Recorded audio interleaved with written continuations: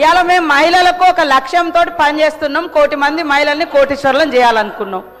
అరే ఇప్పటి వరకు టౌన్లో రూరల్లో 57,000 కోట్ల రూపాయలు వాళ్లకు బ్యాంకుల ద్వారా స్త్రీనిధి ద్వారా ఇవ్వడం జరిగింది.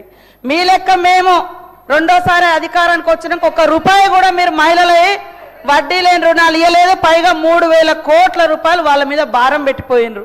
మేము ఈ 6 నెలలకు ఒకసారి 3 నెలలకు ఒకసారి వాళ్ళ ఇచ్చిన ఇప్పటి వరకు దాదాపుగా 1,121 కోటి రూపాయలు 1,121 కోట్ల రూపాయలు వాళ్ళ వడ్డీ డబ్బులను అంటే వాళ్ళ వడ్డీని పే చేయడం జరిగింది. మేము ఎగ్గొట్టలే అధ్యక్ష, చేస్తా ఉన్నాం.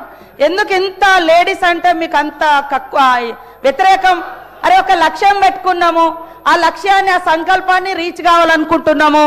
మేము ఇవాళ మీరు మూతేసినటువంటి శిల్పారామం దగ్గర 106 షాప్స్ మహిళలకు వివిధ గ్రామాల నుంచి ఉత్పత్తి చేసినటువంటి వాళ్లకు మార్కెట్ సౌకర్యం కల్పించినాం.